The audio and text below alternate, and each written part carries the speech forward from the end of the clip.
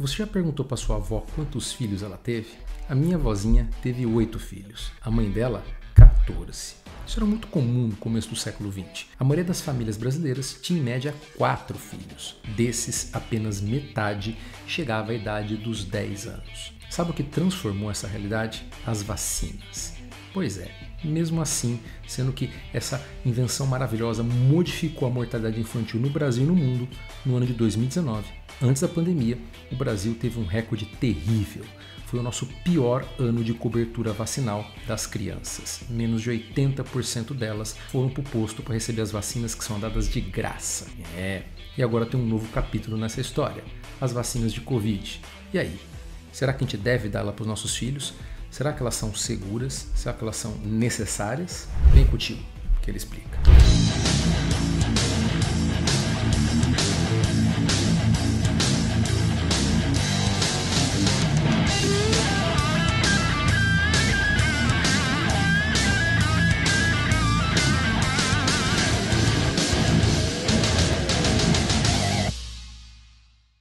Em primeiro lugar, gente, se você está mandando o seu filho para a escola, antes disso leve ele no posto agora e vai dar as vacinas que estão atrasadas.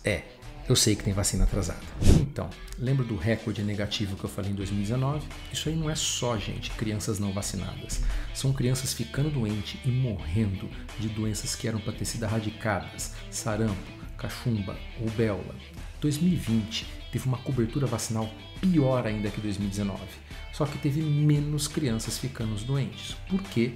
Porque estava todo mundo dentro de casa. Então agora, em 2021, a gente vai unir o ruim ao desagradável. A gente vai ter um monte de crianças que não estão vacinadas, que estão com as suas vacinas atrasadas, voltando a circular, voltando a se encontrar nas escolas. Resultado, vai ter surto de todas essas doenças que eu estou falando. Por isso, independente de qualquer coisa de Covid, se você está mandando o seu filho para a escola nesse momento, vai atualizar as vacinas dele.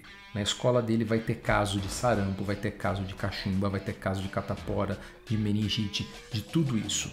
Você não quer mandar ele desprotegido. Em primeiro lugar, sim, crianças pegam menos Covid, costumam ficar menos graves e costumam passar menos a doença. Mas eu sempre disse, elas pegam, elas passam e elas ficam graves. Então, só em termos de comparação, né? A Covid nos adultos tende a ser assintomática ou pouco sintomática em até 80% dos casos. Cerca de 20% de cada 10 vão ficar graves e em torno de 1% vai morrer. De cada 100 pessoas, 1 ou 2 morrem. Nas crianças, esses números são meio nebulosos, porque a grande maioria vai ser pouco sintomática ou assintomática e vai se confundir com outras doenças. Mas a gente já sabe de antemão que nas crianças a Covid é mais grave, adoece mais e mata mais que qualquer gripe que exista e que possa acometer as crianças. Na verdade, a Covid é uma das doenças infecto-contagiosas que causa o maior risco para as crianças, inclusive de morte. Só para título de comparação, nos anos 90 nos Estados Unidos, para eles aprovarem a vacina da meningite, eles tinham em torno de 8 mortes por ano dessa doença. A rubéola tinha em torno de 20. O rotavírus, que é um vírus que causa diarreia, que é uma causa que mata muita criança, em torno de 25. Sabe quantas crianças morreram de Covid no ano passado até agora nos Estados Unidos? 70. Isso nos Estados Unidos. Sabe quantas crianças morreram de outubro de 2020 até agora no Brasil? Cerca de 300 crianças, de 5 a 11 anos. Então, sim, a Covid é mais leve nas crianças, mas a gente não pode comparar a Covid numa criança de 6 anos, né, com a Covid num idoso de 70 com comorbidades. A gente tem que comparar o que aconteceria com essa criança se ela pegasse, por exemplo, catapora ou cachumba. Tá bom, Adriano, mas e a transmissão? Porque lá atrás sempre dizia que quem passa a Covid para as crianças são os pais. Então, sim, crianças pegam Covid e crianças passam Covid. Pra vocês terem uma ideia, foi publicado esses dias um trabalho feito na China, porque lá está tendo muito poucos casos de Covid, então eles conseguem rastrear, né, quem passou para quem. E daí pegaram, né, uma situação onde um pai que pegou de um estrangeiro, coisa que o valha, passou Covid para os seus 2 filhos e fizeram essa imagem aqui. Tá meio confusa? É o seguinte, Ele passou para essas duas crianças, que depois passaram para os coleguinhas, que são as bolinhas em volta deles, que depois passaram para os amiguinhos, né, de bairro, coisa que vale, para os seus pais, tudo mais tal. E daí, de apenas duas crianças, você teve mais de 200 casos de Covid. Ok, então já estabelecemos o risco que as crianças estão correndo de pegar, de passar, de ficar doente e até de morrer dessa doença terrível. A pergunta é: a vacina é melhor ou pior que isso? O risco da vacina é maior ou menor do que esse? Minha resposta, gente, é simples. É infinitamente menor. Eu sei que volta e meia faz essa pergunta, mas quando foi a última vez que você se preocupou se uma vacina que está sendo dada para o seu filho, ela é nova ou não? Quando foi que você levou ele, talvez para um posto de saúde, ou até mesmo para uma clínica particular e pagou R$2.000 para ele tomar vacina de meningite, e você perguntou para o médico: mas qual que é a tecnologia dessa vacina? Ela é nova? Faz quanto tempo que essa vacina foi aprovada? Ela será que não é muito recente, não? Meu filho não está sendo cobaia de um experimento? Óbvio que antes da pandemia você não fazia essas perguntas. Para começo de conversa, porque as doenças são antigas, então você assumia que a vacina era antiga, mas nem sempre. Pode ser que você levou seu filho para tomar uma vacina cuja tecnologia ou a empresa tinha acabado de lançar aquela vacina que ele está tomando. Mas a questão é, você não se preocupava, você dava a vacina, né, confiando tranquilamente que o produto que estava sendo aplicado ao seu filho era bom, porque você confiava nos órgãos reguladores. Então, se você está perguntando para mim se essas vacinas são seguras ou não para crianças, eu te respondo: essas vacinas foram aprovadas pelo CDC, foram aprovadas pela Anvisa? Sim, então elas são seguras. Mas eu sei, tem um monte de gente falando besteira na internet. Tem um monte de pseudo-especialista, ou até mesmo especialista, mas que não é tão bom assim. Se fosse, estava trabalhando na Anvisa. Então, tem um monte desses pseudo-especialistas que estão enchendo a sua cabeça de abobrinha, dizendo que as vacinas fazem mal, que as vacinas dão problemas e que o risco que seu filho está tendo de tomar essa vacina é 1000 vezes maior que a doença e que ele vai ficar estéril, que ele vai ter câncer, que vai mudar o DNA dele, que é melhor você não dar porque senão teu filho vai virar, sei lá, vai virar um bolo de carne. Mas não é assim que a banda toca. Para começo de conversa, eu vou repetir: esses órgãos reguladores pertencem ao governo, né? Pertencem a quem está comprando as vacinas, não quem está vendendo. Então, se você começar a ter casos em massa de crianças ficando doentes, de crianças ficando estéreis, por mais que o laboratório tenha aquele termo dizendo eu não respondo nada, eles têm que responder, o governo tem que responder. Então vamos supor nos Estados Unidos, né, que é muito judicializada a saúde. Se o CDC vai lá e fala que a vacina é segura e você começa a ter um monte de criança morrendo, o CDC pode ser responsabilizado, os médicos do CDC podem ser processados, o governo americano pode ser processado e perder milhões. E eles não costumam fazer esse tipo de coisa.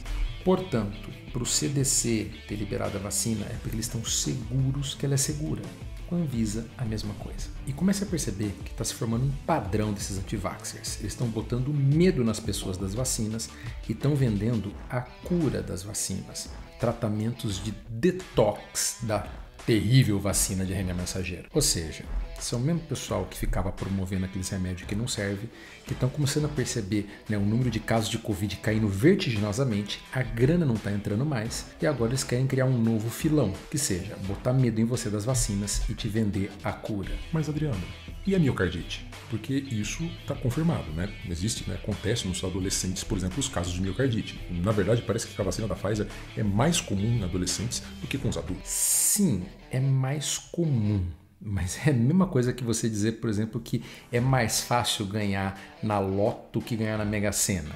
Não é porque é mais fácil que ainda assim é fácil. A gente não espera que essa situação se repita nas crianças de 5 a 11 anos, por 2 motivos básicos. Em primeiro lugar, esses tipos de reações inflamatórias são mais comuns na adolescência, são típicos desse momento onde o nosso organismo está com todos os hormônios à flor da pele. Então, o fato de adolescentes serem mais susceptíveis a esse tipo de reação não quer dizer que as crianças mais novas também são. E o segundo motivo, que também é super importante, é que a dose da vacina das crianças de 5 a 11 anos, que foi aprovada pelo CDC e outros países, é menor. Mas eu vi na internet que foi feito com poucas crianças, tipo, sei lá, 5.000, e que, né, a Pfizer diz que não pode garantir que não possa acontecer as miocardites. Sim, que a Pfizer disse é que em 5.000 crianças, nenhuma delas teve miocardite. Na verdade, nenhuma delas teve reação grave nenhuma. 2 delas tiveram febre, mas nós não estamos mais só com esse grupo de crianças. Nós já temos milhares. Na verdade, estamos chegando a milhões de crianças vacinadas, não só com a vacina da Pfizer, como outras vacinas. Aqui no Chile, por exemplo, já estão dando a Coronavac dos 3 até os 11. Por isso, gente, para terminar esse vídeo que já está enorme, eu quero dizer para vocês, no meu ver e no ver de vários especialistas, o risco de vacinar as crianças é muito pequeno. E o risco da Covid neles, por mais que seja menor do que nos adultos, não é insignificante. Talvez seja a doença nesse momento que mais possa fazer os seus filhos correr risco de internação e risco de vida. Para terminar, queria colocar para vocês um dado também da pesquisa da Pfizer em relação à vacina, que arrolou como efeitos colaterais, efeitos adversos, 2 crianças que tiveram ossos quebrados porque estavam brincando e se machucaram, e uma que engoliu uma moeda. Gente, esse é o tipo de reação adversa que acontece quando uma criança toma uma vacina de Covid. Ela tem uma vida normal e pode sair brincando por aí e até se machucar fazendo outras coisas de criança. É o que eu quero para meus filhos, é o que eu quero para os seus.